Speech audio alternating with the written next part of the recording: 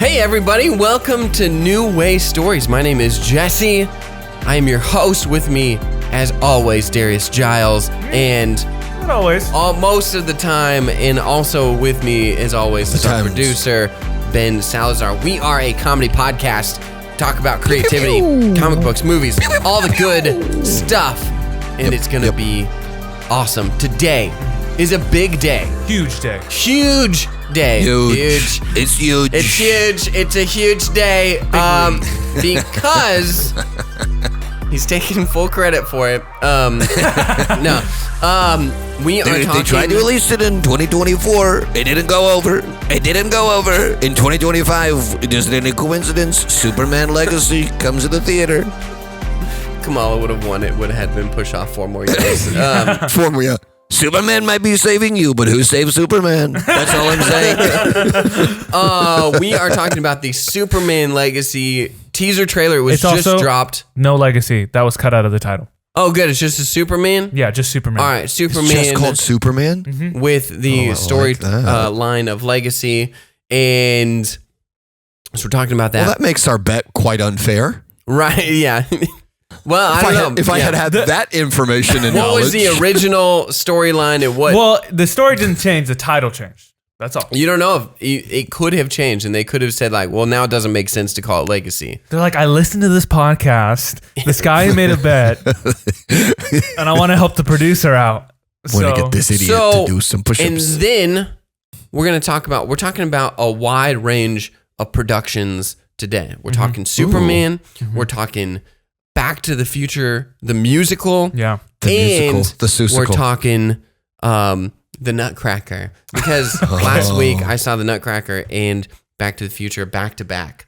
And Nutcracker on the night, matinee for Back to the Future. So I want to break those down. It's kind of an interesting two different productions. Think when he first wrote it, he came to them and he was like, okay, got a ballet that I wrote. It's about a nice young lady. We're going to call it the Ball Breaker. And they were like, I don't think we can call it that. No, you don't understand. She goes to the ball. She breaks everything. She breaks it down. Fine. So, okay. Ben pointed out something pretty awesome. The first episode that we uploaded, we were talking about the DC announcements. This is 2 years ago. Yeah. 2 years ago, there's DC announcements, and we talked through Superman and all the stuff that James Gunn was going to do with DC. And here we are, still going. Despite what everyone told us we should do, we're still uploading episodes. Despite all the death threats that we get on a weekly basis. Yeah. Mom, we've heard them. Stop writing in. And we're here to talk about the Superman Legacy. Ben. Yeah. I'm going to start. No, Ben, I want you to start. What was you saw the teaser to the teaser. Yeah, I don't love that, but that's okay. It was fun. Stupid, but now you've seen the teaser. That was the picture. The picture was the teaser to the teaser, right? No, there was a 15-second, maybe Superman teaser out tomorrow. Yeah. Oh, I didn't see that. That's funny. Stupid. But there was the poster is actually pretty dope. But yeah, the trailer is out. Here, let me pull it up here. Let me see. I have so many. All right. Well, sorry. Let me get this. Oh my god! Sorry, it's the Flash. We're done with the Flash. Are you done with the Flash? I am done with the Flash. I was done with the Flash 5 minutes into the movie. Okay. Is the Flash going to be in this movie? No. He better be. Oh, you could sense the genuine disappointment. No, it's probably a good thing. It's probably for the buzz. All right, Ben, give us your real reaction. My initial thoughts? Out July 11th. Yes. Only in theaters. First, could you do? I don't want to watch the trailer, but could you do a 10-minute play-by-play description of everything from memory that happens in the trailer? Okay. So no, I'm just gonna. We open on a cold world full of ice. Desolate. I was watching this is totally random. Is it a meteor? Is it a plane? I was a YouTuber I watch who's not into superhero stuff at all watched the trailer, and it opened up, and his first reaction was like, "Oh, so we're in Hoth now." And that just killed me. So my initial superhero movies are stupid and overdone. You know what they haven't killed yet? Star Wars. Really refined, gentlemen. We're not going to get into this, but I really actually want to watch the Jude Law Star Wars. I don't know why. Oh, the Skeleton Crew? Yeah. It's super fun. Okay, I don't know why, but the trailer, I was like, I'm so into this. You would be. It's All not right. perfect. The last episode was kind of like, it felt like a little bit of a filler, but that's okay. It's fine. You have a very, I would Superman. say, easy answer. Ever since the holiday, you've had a very unhealthy crush on Jude Law. Well, he's not wrong. He's not wrong. Jesse was like, and he's raising 2 daughters? He's Spoiler Mr. alert. Napkin Head. Guys, he's doing his best as a widower. That's a great bit. Okay, Superman, here are my initial thoughts, and then I have one negative thought, but it's not really a negative thought because I've settled into it. Yeah. So I was telling Malia this morning. I love, and this is going to sound weird, I love how, because it's a Superman movie, I love how real this feels. Like, the shots in this movie feel like they're costumes, like you can touch them, and like even some of the action shots, like there's one in particular that happens super fast, but like, I was like, this is incredible, because it's the one where he's fighting, who I assume is Ultraman. Well, we can get into it if we want to. First of all, Krypto. If anyone were to pull that off, it's James Gunn to do that and actually make us fall in love with it and not have it the be Krypto. The CGI on Krypto was a little bit of a little frustrating for me. This shot right here when he's fighting, which I presume is Ultraman. Like look at David Cornsweet right here. Like that. So what I assumed happened, and I think that looks like they put him on a rig and they just pushed him across the field. Yeah. I doubt the guy in the black suit is real because actually there. But like if you just have something and then you just push him across the field, even if it is a CGI villain that he's fighting, your attention's on Superman, and if he's real. Well, this is what we were talking about last week with Transformers, is that when the CGI robot falls onto something, real sparks and real explosions are happening. Yep. Mm-hmm. And so it makes it feel real. Keep going. Yes. And just so much I love the suits. I think that's kind of what I've been obsessed with. Like his outfit, it just feels like, because I love Spider-Man. I love Tom Holland's Spider-Man, but they cake him in so much CGI. Yeah, that crazy. I know he can do these flips, and that's how he freaking got the role. He was doing somersaults freaking in Kevin Feige's office. But somersaults is funny to me because somersault literally means like roll on the ground. So he's like the tumble tots. Yeah, I'm the real Peter Parker. He's just somersaulting around. Watch out! Hey, Doc Ock's here. Hopefully you don't get hit by this steamroller. This guy really knows his tumbling. But they always will just cover him in CG. Sure. And so in some of the action stuff, I know he's technically doing a flip over a car, but it doesn't feel like he is. And so I just love that. I know James Gunn really will do as much real effects as he can. Yeah. Cool. And the second thing, I have a group chat with some cousins of mine who were big superhero fans. I know they loved Man of Steel. That was their movie. I don't love that movie, but so I texted them this trailer, like, what are your thoughts? And one of them said, there's a lot going on. Yeah. And Malia initially had the same like kind of reaction. Cause you see what? 3 different superheroes, Lex Luthor, Ultraman, a giant kaiju monster. Yeah. And like all the Daily Planet, like there's a lot happening. Yeah. But when they did a early like teaser trailer kind of premiere, and they invited like YouTubers and press to do interviews, James Gunn said, this was the comment, I don't know if this was the question. He's like, the movie centers around Lex, Superman, and Lois. Like they're the core of the movie. So even though there's a lot going on, it still all goes back to just these 3 characters: Superman, his villain, and his love interest. Yeah. So it's good that he understands that like there is a lot going on, but it's still going to be focused on the leads. Is James Gunn directing this movie, or did he produce? Yeah. Okay. So he originally just going to write and produce it, but he kind of, because it's the kickoff of so he's going to. Yeah. I just don't think we've seen James Gunn make a stinker yet. Yeah. Right. And this doesn't feel like, there was some early, I think after the press and some YouTubers got to see it before all of us normal people, they were like, oh, someone made a bad comment about it, and it kind of like, they said, oh, it's like rock and roll.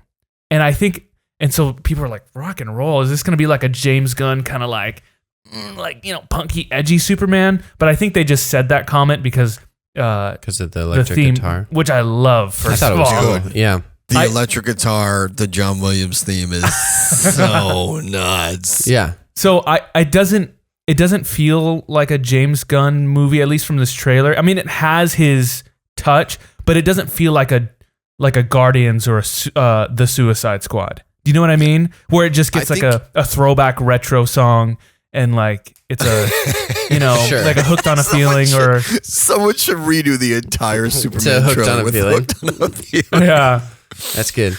So those are my thoughts. Oh, and the one critique I had, because a friend of mine, I was also talking about it. Because if Jesse can have normal friends, I can have normal friends. Yeah, Okay, sure, you're allowed. He's a videographer and a photographer, and he's like, and I texted him. I was like, he's from France. He's got three legs. France. Yes. Yeah, he's never shaved his back before, and he's Normal part werewolf. friends. Yeah. I can have normal friends too. And I was like, dude, is it me or is the color grading in this like the trailer, like super blue, like even the blacks, Interesting. it was when they were in the Daily Planet, like the blacks have like a blue tint to it. Do you know what I mean? They're trying to say. I think Superman that's is sad. purposeful. Yes. Now that I'm thinking about it, that's purposeful because if you recall, the Superman comic books, black hair has blue tints. Yes. Yeah. And so it's a little jarring seeing it on. I don't know if we've ever had a superhero movie, at least this big of a movie, have such a prominent like kind of color to it. Like even this, look at this shot. Look at the vignette just around which I assume is the Kent farm. Yeah. Like there's that guy's blue. Like some of these comments, there's just good spot on comments. Some of them, if you're not interested in color grading, seem like the most obvious statements. And look at this shot. And look, Could the you get any sky more is blue? It's No, a but straight it's like- shot of the sky. But even look at the trees. Like there's Yeah. like a definitely No, like yeah. a, Yeah, I'm you're teasing right. You.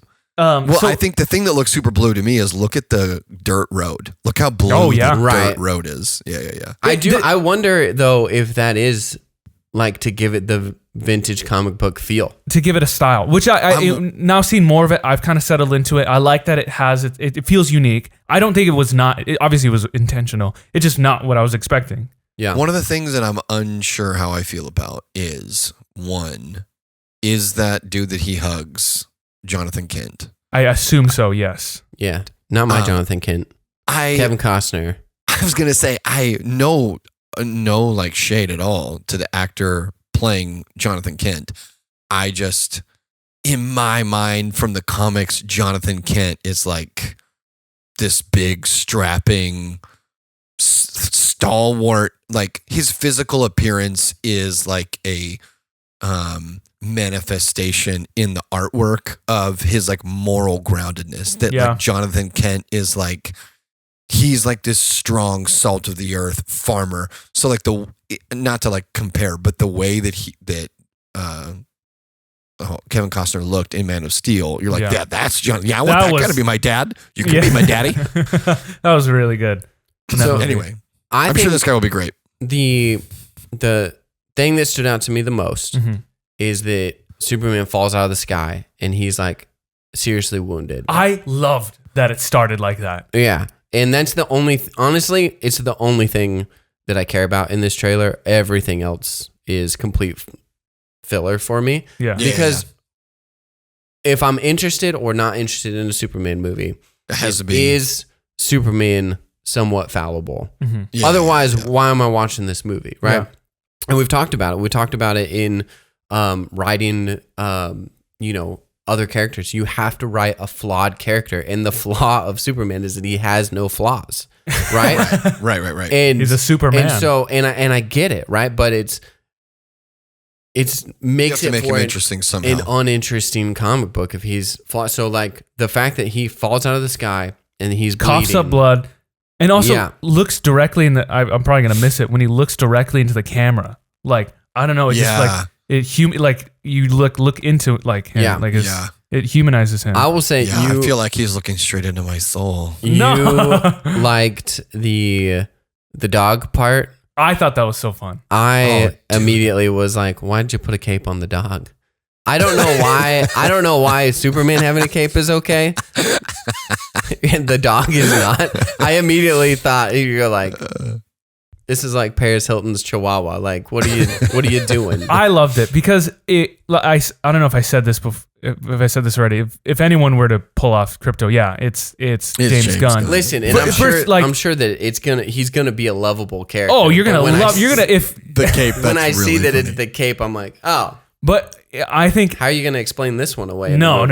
I don't think there's no explaining. I hate that. No, I think I hate that universe with James Gunn is gonna be this is a fun superhero universe. We're not going to explain silly things. Silly things exist, that's fair. And they're silly. Yes, it's. I heard. I could be wrong though. No, I heard someone else say this is not a movie where we get to see Superman in our world. We're going to go see his world. Yeah, I accept and I am in. I'm in for it. And it's as long as good. It's interesting because in the teaser trailer though, what you're talking about is everything is grounded and everything feels like you have this texture to it that you're like, I feel like I could feel his like suit, right? Like, But then you see a dog with a cape, like a super fast dog with a cape. So it is interesting to go from like wheezing to Krypto the dog. CGI dog with a cape.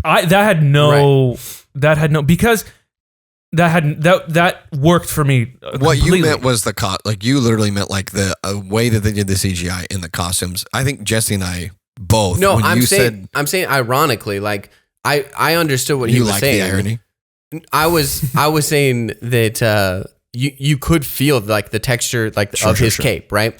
And then it's a grounded thing, right? And it's real blood, and it's there's wheezing, but then you introduce like an extra absurd element. Yeah.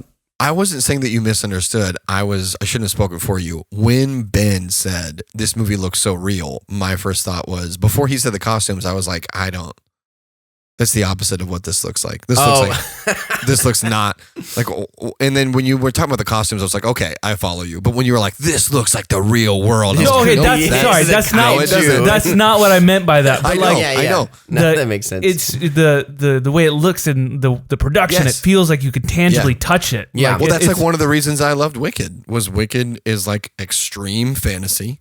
But they did all of the set pieces are real full scale set pieces. Mm-hmm. Yeah. And you can tell even if your conscious mind doesn't know it, there's a part of your subconscious mind that can tell it feels real. Yeah. Yeah. Like I'm not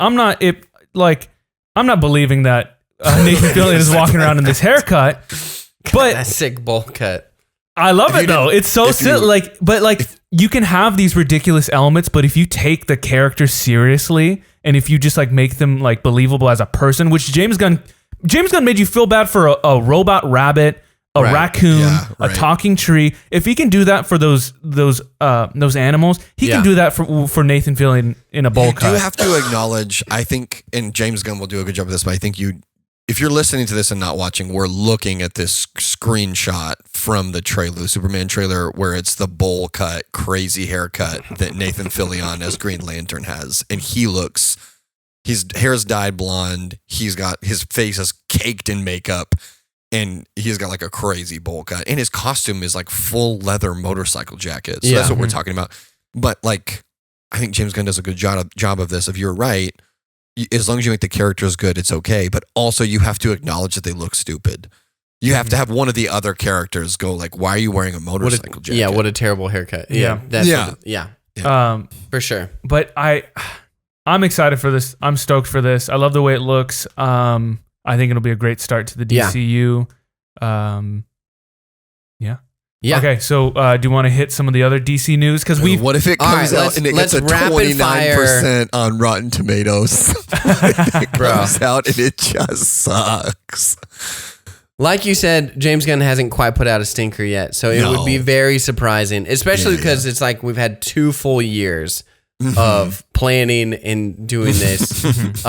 So it would be shocking. It would make sense to me if they like brought him in like Joss Whedon, and they're like, please help us save this. Like, and you're like, it still sucks.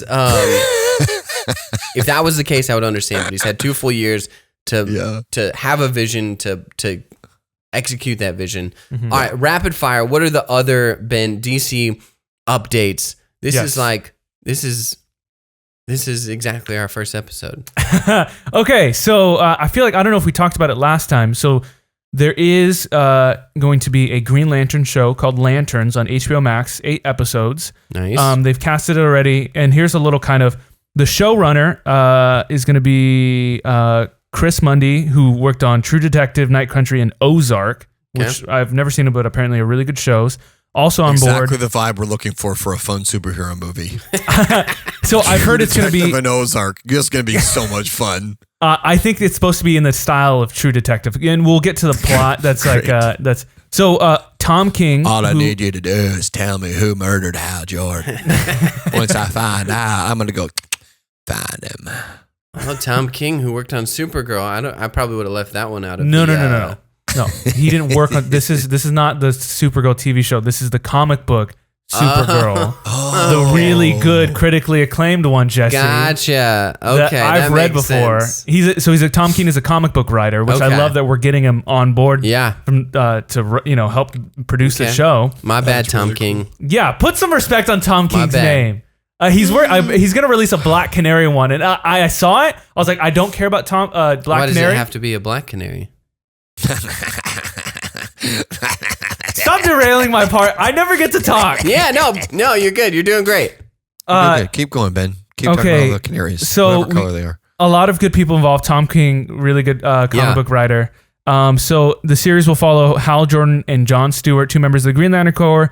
And they're going to do a mock news TV show. No, new recruits Jon Stewart and Lantern legend John are 2 intergalactic cops drawn into a dark Earth-based mystery as they investigate a murder in the American heartland. Oh yep. I was 100% right.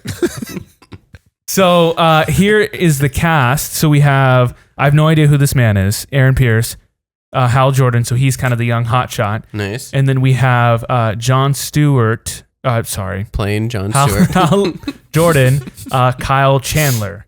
So he's kind of the dude from Friday Night Lights? Yeah, apparently. This really is going to be. Yeah. What if this is just one big like homage sketch? It's just so that's so odd. Just as a side note, I kind of am into this, the true Green Lantern True Detective style. Yeah, because I kind of been thinking about. I potentially want to write like some short stories that are all just like crossovers, right? So I want to do like a Rugrats crossover with like Casino or Goodfellas, right? So it's you got these little kids, maybe not Rugrats, maybe like Recess, and there's probably an episode of Recess where they do this. You got like Recess kids that are talking and acting like Goodfellas, but you're just replacing like cigarettes with lollipops. Like I love that. Putting kids in timeout instead of necessarily murdering. I think it's a super funny idea. I think the homage... They're probably not going for funny here, but... No. It's got to have to be a little bit funny. You can't do that. You can't do a True Detective style with Green Lantern Corps and have it not be a little bit tongue-in-cheek, a little bit funny. I think James Gunn does a really good job at balancing that. I know that's something Jesse's always strived, not yet achieved. I'm just kidding. Because we can talk about it about the very end when I have 2 other pieces of news. The Creature Commandos, which is pretty much, it's an first animated, which will have crossover. Like they intentionally cast people in the voices that can play the live action characters. Nice. They do a really good job of like a lot of serious stuff going down. But they'll throw in a couple lines here and there to kind of not make it so dry. Anyways, here's a brand new one as of a week ago. Here, let me move my thing so I can read. Exciting news out. out of DC Studios today as Clayface, a DCU story from a script by Flanagan, I don't know who that is, has been officially greenlit. Flanagan film. Flanagan, come over here, Flanagan film. It's kind of unknown if this is a part of the DCU officially or if it's just kind of an Elseworld story. Pretty much what happened, this writer had a script, pitched it to James Gunn, and he's like, I love it. Yeah. Let's do it. And it wasn't necessarily a part of his, kind of vision that he had for Superman, Green Lantern, and the three movies that he kind of has in the works right now. But someone just gave him a really good script, and he's giving the studio the freedom to make things even if it isn't necessarily part of the larger universe, which was kind of Marvel's mistake early on. Because they kind of lost Edgar Wright with Ant-Man. Like that would have been an amazing movie, but they wanted to tie it in so much that Edgar Wright was like, "Nah, I'm leaving." Yeah. And so I remember I sent this to Darius, and this reassured me that like James Gunn knows what he's doing. I hope this has captions because I can't play the audio. So let's just read this. It's James Gunn. I think we need to get back to even back in the day when it came to Hollywood, right? Scooby-Doo got green light because people like the script. You may like the movie, you may not like the movie. He directed Scooby-Doo, by the way, but they got a green light because people like the script. And today people are green lighting Project X because IP had to be out a certain date, which means that the screenplays are worse. And movies are suffering. And TV is thriving. Yeah. Because there's so much good television out there and movies are just really suffering. It's not because people don't want to go to the box office. It's because, people don't care about the format anymore because the movies aren't as good. Yeah. And it all comes down to the writing, which is true. That to have a good director out there, shooting his heart out and trying his best with someone that doesn't have a third act is just self-sabotage. And we got to quit doing it as an industry. Woo. Yeah. I was like, yo. Love it. So he's putting story. He's putting the scripts at the forefront. Like, don't talk to me about a movie or a project unless you got a script on my table. Yeah, unless you have a full story. Yeah. I like don't. That. It needs to be a good script. Yeah.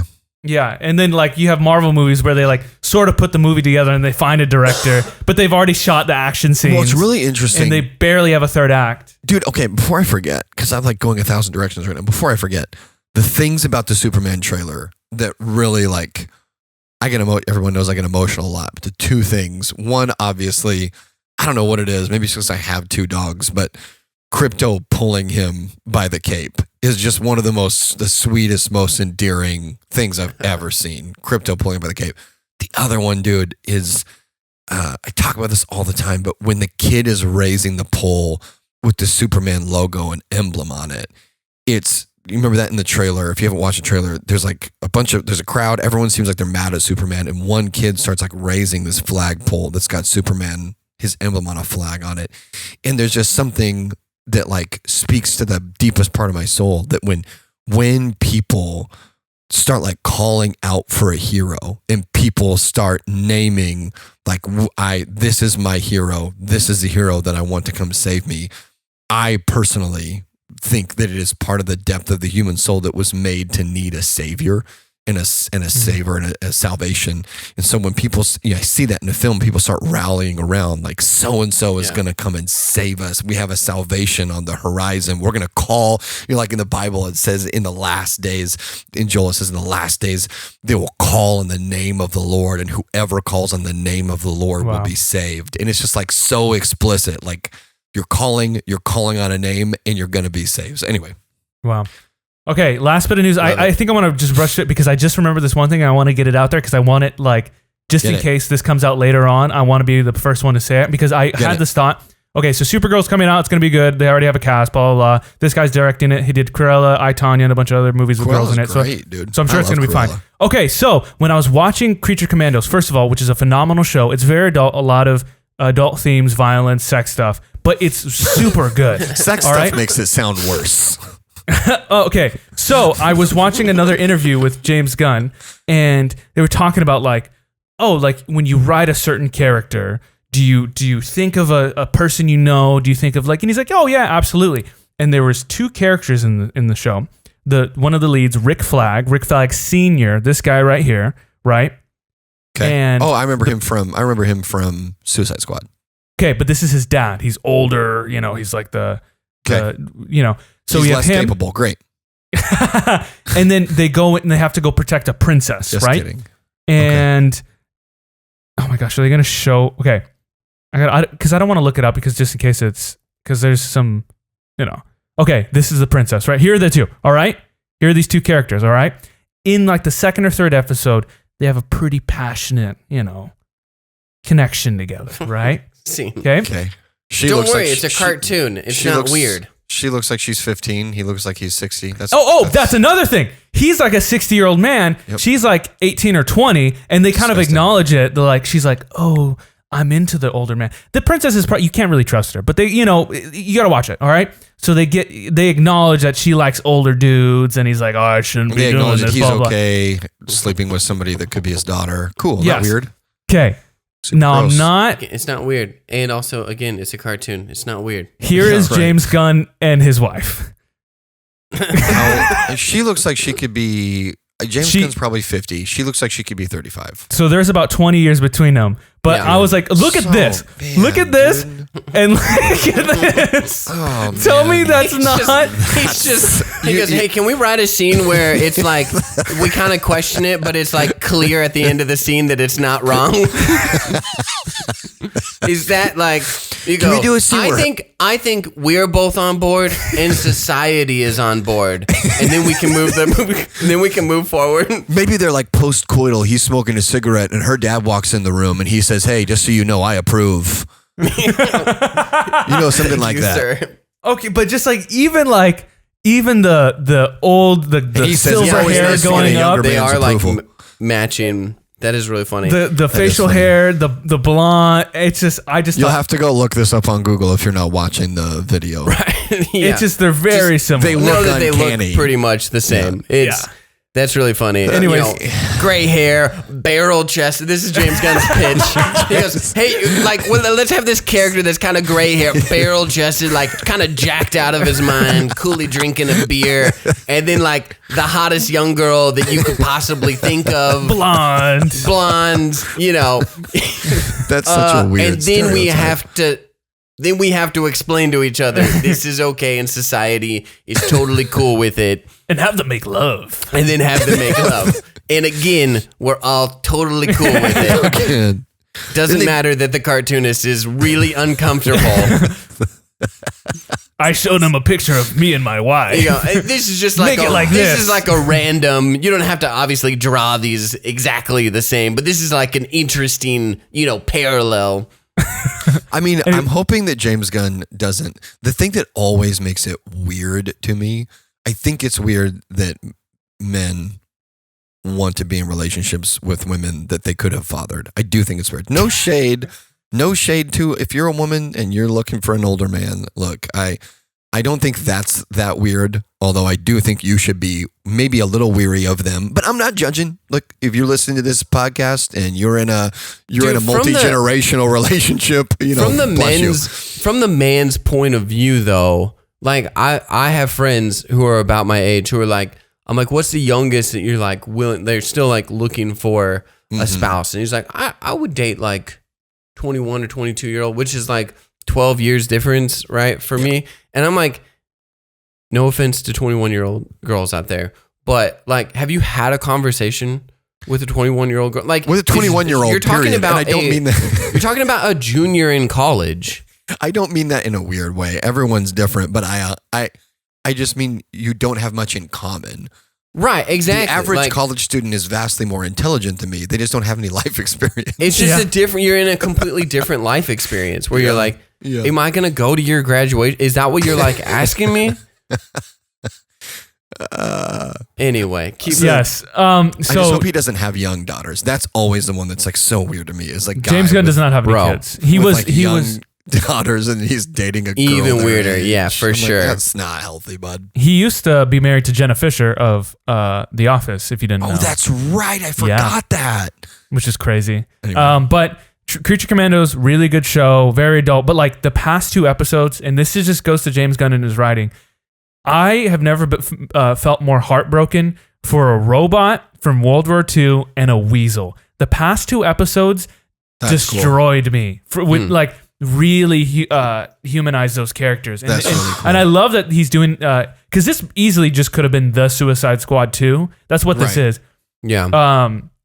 But I like that we're getting it in a TV show where we can give each character its own spotlight and enough time to like really get to know them. And I love it. It's so great. It is the fun format of a TV show. Yeah. It is. So either way, DC, it's on the right track. Don't doubt James Gunn. Hop on the bandwagon now. Get on it now so you don't look dumb 10 years from now when they're still pumping out movies. Yeah.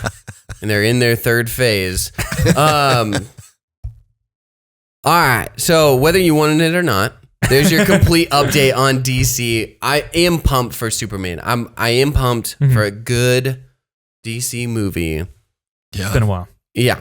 I won't watch a superhero movie until July. So you're not going to watch Captain America Brave New World? I'll be ready. They're doing reshoots, which means it's going to be perfect by the time we watch it. Man. 3 months before. Kate and I rewatched Captain America, the first Avenger, and she kind of got on this Captain America kick, so we watched like 3 movies in one weekend. I'm like, I can't watch any more superhero movies, but I can watch more Chris Evans. But the first, which that did happen, and then we watched The Gray Man, which was a ton of fun. Gray Man's super good. So, but I was like, all right, I am burned out on superhero movies, but Captain America, the first Avenger is really, really good. It's a great movie. Dude. Really good. So anyway, yeah, I won't watch. I'm not gonna watch Captain America: Brave New World. Or Thunderbolts. Actually, that looks pretty all right. I am gonna watch. I'm 100% gonna watch. I would like to watch Thunderbolts. I don't know if we haven't even talked about Thunderbolts. You guys probably. I don't even know what it is. Probably are not even privy. Jesse, you remember a few years ago when I was telling you about a character named Sentry and how sick it would be if they brought Sentry into the. This was like before Avengers Endgame or maybe right after, and I was like, Sentry's this character. He's stronger than everybody in the MCU. He could one-shot Thanos. He's got a super soldier serum that he takes. It's 1,000 times stronger than Cap's. He's a heroin addict, and then takes a super soldier serum, and then becomes like split personality. He's the greatest enemy and the greatest hero. He's going to be in Thunderbolts. Yeah, nice. All right, so let's get into Back to the Future, the musical. No, it's okay. And also Nutcracker. Darius and Ben, have you guys seen the Nutcracker? No, I've heard it. So ballet, right? This is the first time I've been to a ballet. Okay. Dressed up a little bit, nice shirt. They're like, sir, you're not allowed to wear a tutu in here, and you were like, I don't understand. Listen, when I go to movies, I dress up. Yeah. Okay? This is a ballet. So, never been to the ballet before. Yeah. Dress up, go to a fancy theater. It's the Seattle or the Pacific Northwest Ballet Company. And Kate and I go to the Nutcracker. Couple things. One, the set pieces were awesome. Yeah. Like, it was really cool. They had so the story of the Nutcracker is that this girl, they're all at a Christmas party and they're kids and, they're doing the normal thing. She gets the Nutcracker as a toy. Then she falls asleep and then she wakes up and she's like in the world of the Nutcracker, right? And so the tree is normal size, but then in her dream, everything stretches so that when she comes in, she's in the Nutcracker's world, everything is big, right? So the couch that she's sleeping on all of a sudden becomes like a huge couch to show that she is small.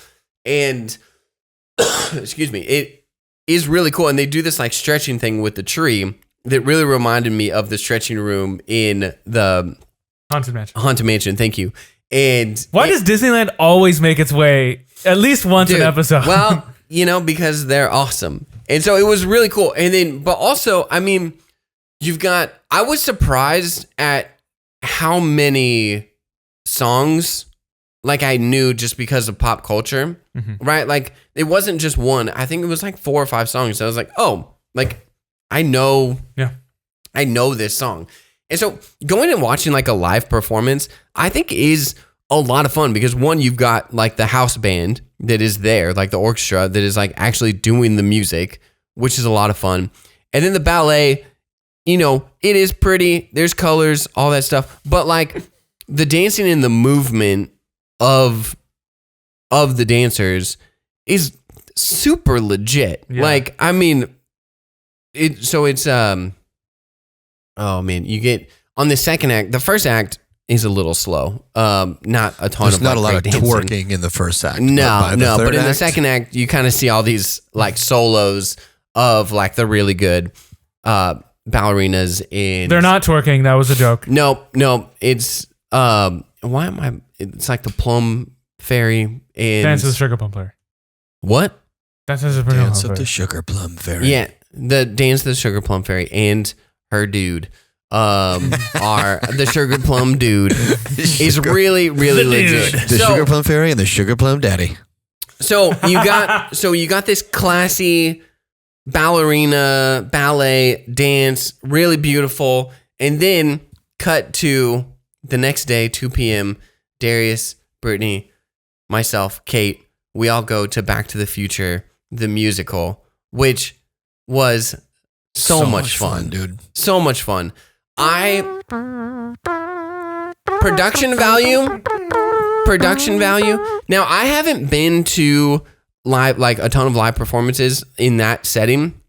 Were doing a lot of stuff with screens, and it was also happening in the ballet as well. Oh, cool. They were like using that to like do shadows and like dream, like they would shine lights like through a thin sheet to kind of create a dream state. Yeah. I think the LED walls are a game changer because used to projecting stuff, you can't turn. It's not easy to turn the projection. Like if you want to rotate it, the LED screens are a game changer because it's not projected. It's coming from the screen. So when you turn the screen, the image turns. So then like on Back to the Future, they got the DeLorean on stage and it's like on a moving like part on the stage. So it'll kind of zoom in onto the stage and then they would put the screen down and when he's like building up to 88, you've got lines running across like the stage while it's just kind of like moving back and forth. It gives it like a real feeling of movement. It felt like a Universal Studios Disneyland live on stage thing with the huge set piece. Yeah. And then like a ton of stuff moving in and out for set pieces. It was so much fun. And I don't know, Darius, I don't know how you felt about it. Initially, I think we kind of talked about this. Initially, there's some changes and some of it, like a lot of it makes sense to capture it on stage rather than in film format, right? Because you're telling the same story with a different format. But a lot of times you're like, man, I kind of just want this to be Back to the Future. Like you've changed it and I understand, but I was really hoping that I was just watching Back to the Future, the movie. Mm-hmm. Yeah. I mean, that's how it felt at the beginning of it. Like at the beginning of it, I was like, because some of it was like so, I mean, it's just Back to the Future. Like it's almost scene for scene Back to the Future because that's when you're doing a time travel thing, you can't really change a bunch of continuity with the story. Right. But then like some of the, that's the thing about live performance that I think like is easy to forget. And, going to see this show the tickets were at least $75 a pop.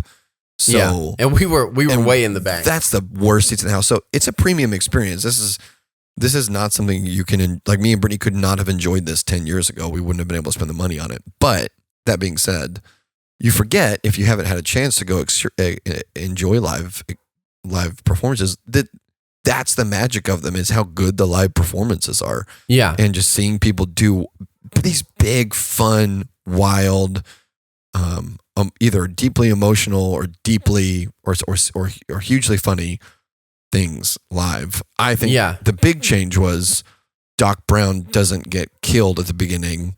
That was one of the first big changes. He doesn't get killed at the beginning. He doesn't get shot. He has They took the terrorist storyline out. So they could have gone two ways. They were like, they take out the line where he's like, it's the Libyans. And they had two options. One was go far away from anything resembling current events. And the other one was they could have had him say, it's the Palestinians. And so they obviously chose they obviously chose what they chose. So they just cut it out? I'm sorry, I didn't catch that. So he had radiation poisoning, and that was the thing that he needed to like change rather than the Libyans. But like Kate and I watched the movie when we got home, and it's really funny. It's a really funny scene where he goes like, one, it sets it up that he's like, Doc, like, where did you get this? Like, you obviously can't go buy this in a store. And he's like, the Libyans, like, they wanted me to build a bomb, and I gave them an empty canister with pinball machines. Use pinball machine parts. But then it's funny because then when he goes back into the 1950s, Doc is like, I'm sure in 1985 you can walk into any dime store and buy plutonium. Yeah, really funny. It's like super... I used this as a sermon illustration months ago. It's really like punchy because he gets shot. And so that's what makes it like so intense in the movies. Because then when he gets shot, he opens up and it's a bulletproof vest. And it's like, oh, it was like such a dramatic, violent moment. And it makes sense when he like is going 88 to like get away from the Libyans. Mm-hmm. Like when he's like, I got poisoning. Get into the car and drive away. But try not to do 88. It's really funny. It was like, okay, that like, but that was, I understand why they went away from the Libyan storyline, but no, totally. It also would have been probably tough to do on stage.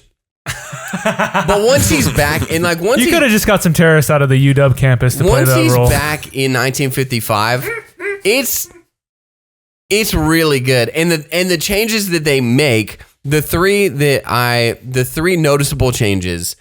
And again, like the production value of like going and seeing like a live play, like, you know, listen, it was $75. It was, so it is something you have to value, but I think it is an experience worth viewing, right? Like I think it is an experience worth going and having, because the production value is huge. It is wildly entertaining. And I don't know, man, it's a ton of fun. So the three that were changes to make it a musical rather than the movie was, instead of the chase around the city block where Biff is chasing him in the car with the skateboard, it's like a whole lunchroom scene, like a cafeteria at high school, and Biff is chasing him around, and that scene was a lot of fun. Again, a ton of moving parts. They're moving lockers in and out, and like Marty's really up on top of them. Yeah, it's a really well choreographed, a lot of fun. And also really funny. And then the second one is they do a whole song and dance with when Marty wakes up in his mom's bed when he first gets hit by the car. That, just as a side note, they changed that. That he goes, the dad goes, another one of these kids fell out of the tree. That was the line. It's way funnier when he goes, he thinks that he hit the kid. He goes, another one of these damn kids jumped out in front of my car.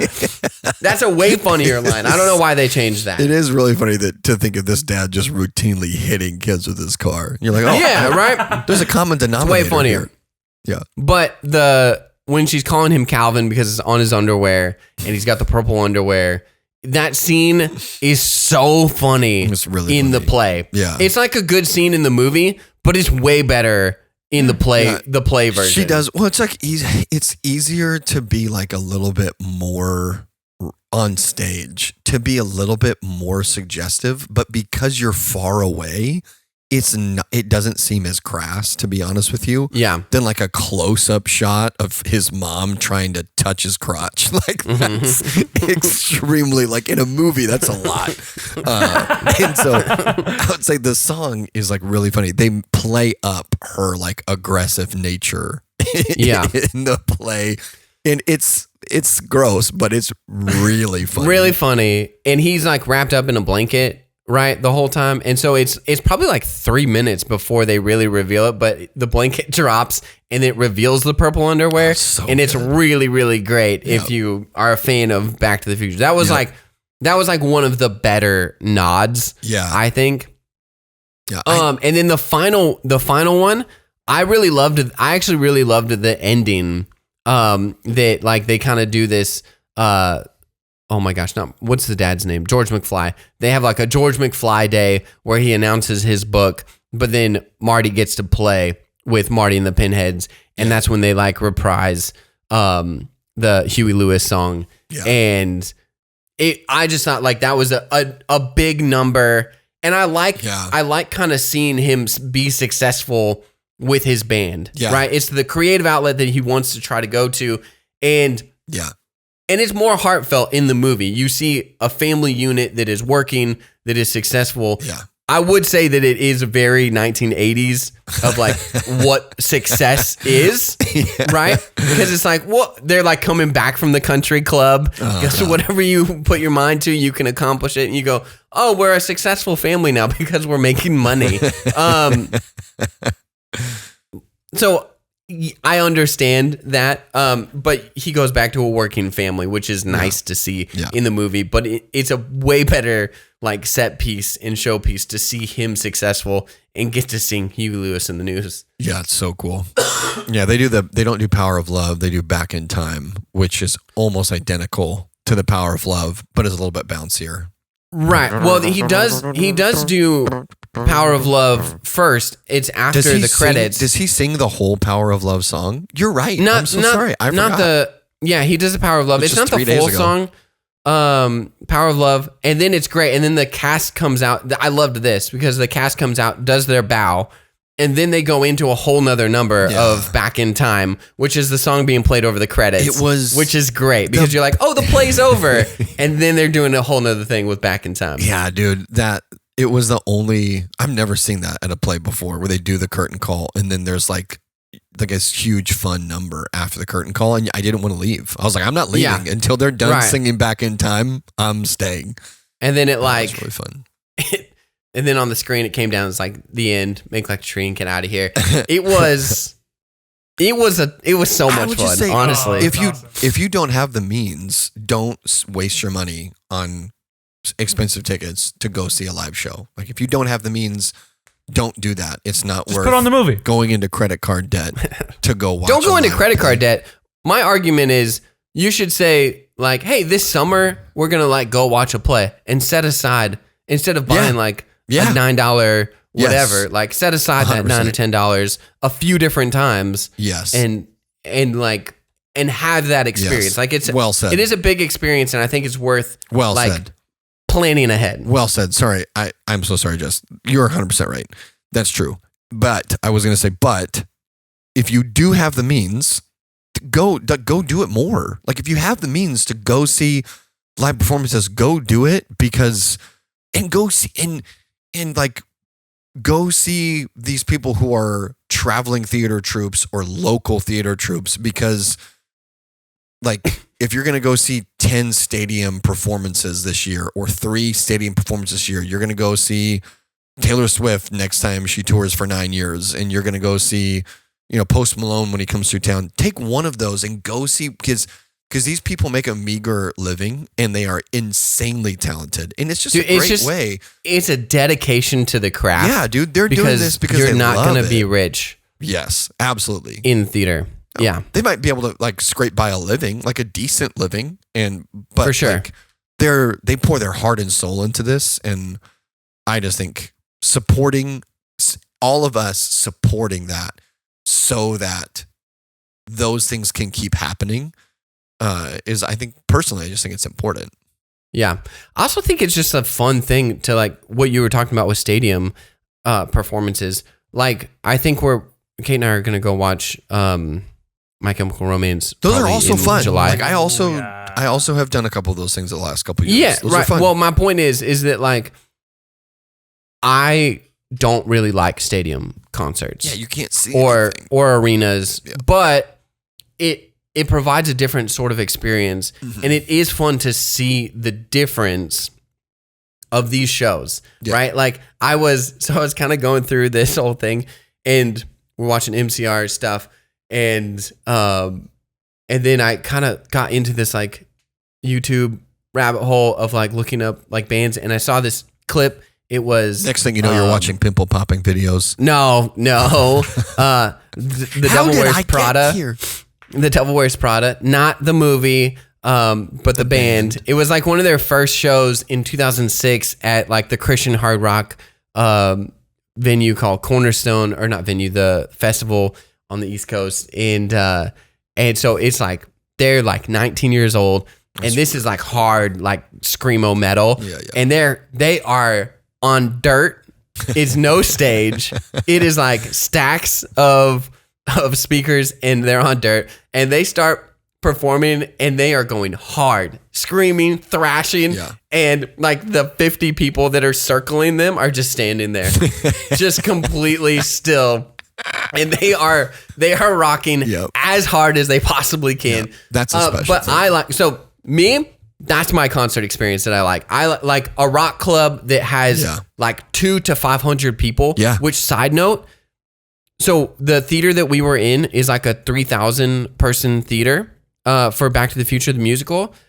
Kate and I are gonna go watch Paul Mescal in Brooklyn. A Streetcar Named Desire in Brooklyn. It's a 600 person theater. That's nuts, dude. Whoa. That's super So think sick. about like we're like bunched in with like Paul It's Mescal really doing interesting. Brando's role. I think that there's actually something. My hypothesis is if you polled people who had experiences at church, like at a worship, the corporate worship, at a venue for a performance, for stand-up comedy, for music, for all these things, I think everyone would agree. If you polled a large group of people, it would come out staggeringly positive that like 500 is kind of like the magic number around that number in a room. And I think there's something about like the way our brains are wired, the way our souls are. There's like a personal connection somehow with that number. And then once you get larger than that, then your eyes go to the screen, right? Like, you know, even in stone churches, which is not a huge, I don't know what. I think it's 1,200, 1,500. Yeah, something like that. I guess it might be more with the balconies, but it's going to be. It's only 8 or 9. My point is that even at that, I tend to look at the screens rather than like if I'm sitting in the balcony. But yeah, I think that from a production value, it's just interesting to see the differences. And so when we go watch A Streetcar Named Desire in a 600 person theater, it is not going to have the same set pieces that Back to the Future has. I don't think there's going to be a DeLorean in it. But it'll be obviously like very much about the characters. Paul Mescal in the acting. How did you get here from the year 2024 to the year 1952? It's also not a musical, right? So it's a little different. Is this where you were looking at? Oh yeah, bruh. Go to the very beginning. Go to the very beginning of it. Sick. So this is their officially starting. Everybody's like, whoa, we need to like step back. Yeah, they're just on dirt. That's so sick, dude. Dang, they're going for it. Well, you have to imagine when you're 19 and you've got 200 people watching you. Jeez, they don't care. You're like, we made it, dude. Look at this keyboardist, man. He's not even playing music, bro. He's just thrashing. Is that the devil? He's gonna get hit in the face. Just all these guys just standing. Who's wearing arms crossed, dude? They go. There's some head bobbing. I love it. The early 2000s. It's just like the pastiest, skinniest young men possible, all with the same long haircut, and they're always taking their shirts off. Like none of these kids have played a sport other than cross country in their life. Also, the choice for the lead singer, it is tank top, gym shorts, and like, here we go. And here we go. Power dancing. Let's go. Pairs of Toms. Yeah. Now a mosh pit has started. Barely. It took a while. It's not even a mosh pit. They're just like, what is it? Punch dancing or power dancing, whatever. More skinny, pasty kids taking their shirts off. Okay. Anyway, I think it's so much fun to see stories and performances in different stages. Agreed. Right? Where it's on the dirt, right? All the way up to a stadium. Or even like it's fun to me. It's fun to read a book and to watch a movie and to see the differences. Like, how are you telling this story differently through the different medium? Yeah. And I think everybody's like, oh, the book is always better than the movie. I think that you just aren't appreciating the movie medium as much. Like, I think like, I don't know. I love, again, I go back to it all the time. Jurassic Park. Like, I love it's my favorite book. It's one of my favorite movies. Like, they're both so bleeping good. And like, there are some better parts about the book that I go, I like this better in a novel format. But there's parts about the movie that you're like, this is way better. Like Jeff Goldblum, like crushes in that movie. And like the guy that, the spare no expense, like that is a better, like you like him a little bit more. That character in the book, he's a prick, man. He like he's not a fun character. And the whole like spare no expense is in there, but it's not like a really great through line. The choice of that in the movie makes it better. My point is, watch these different experiences because I think the production value, the different things, like it's just fun to experience. Yeah. So you can watch like a DC movie, right? To bring it all back, you can watch a DC movie over Zoom with your friends, Superman. And experience something different and read a comic book. You should read a comic book, even if you're not into it. Like read a graphic novel every now and again. It's a fun medium. It's fun. Have fun. It's fun. You're gonna like it. I forgot to mention this. James Gunn. I think he's not only don't do that. He's not only helping the DC movies. He's also just helping DC in general. He's been pushing out so many comic books just on social media. He's cool. Like, just read this. This is awesome. Boom. Now that those sales go up because everyone wants to read what he's reading. And he's just putting people on some really good comics that haven't gotten, putting the people attention on that some ish. And I guess he's doing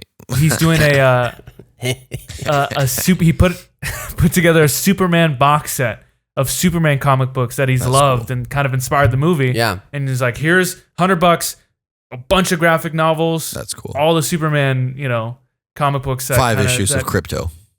Can I ask really quick, Krypto the dog, comic books, I would not read those myself, but no, you can if you want. Of course you wouldn't. Just say, you're a human. They're for dogs. Who plays Lex Luthor? Nicholas Hoult. Is it Nicholas Hoult? Yep. Okay, that's what I thought. I just couldn't tell Hoult because he's bald. But Nicholas Hoult I like him a lot. Apparently, I should have brought this up. Well, the video's still playing in the background. And Lois Lane? Rachel Brosnahan? I recognize her, but I don't know what from. She was in something. She recently. Was in something. Like a TV show that's big, like a House of Cards, something like that. Okay. Feels like not that. The only thing I've seen David Cornsweet in was I watched David Cornsweet in a weird rom-com. Doesn't matter really. Hey guys, Christmas. She was in House of Cards. In your face. Well, you said something recently. Oh, she's in the Marvelous Mrs. Maisel. Oh, that's her. We talked about that. Okay, yeah, that makes sense. How old is she? She's Miss Maisel, right? She's 34, and David Cornball. That's not his name. Also 34. It is. 31. Oh dang, he's a baby.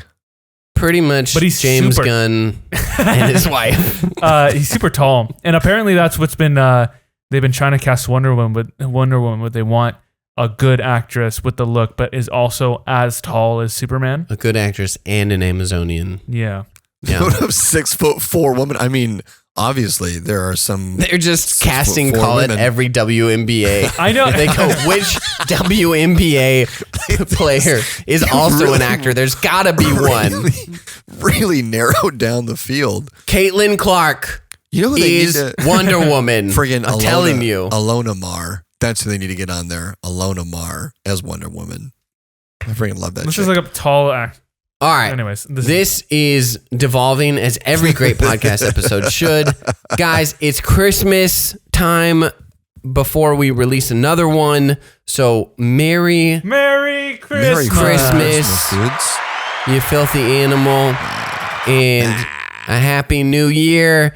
And we will see you before 2025. Yeah. All right. We'll see you for 2024 one more time. One more time. Uno más? Uno más? No. No más. No más. Cutting if we can off. end every episode with a Shanghai Noon reference. I think that's the niche we need to you find. said wet shirt, no break, not P-shirt, Ben Bar. Beautiful.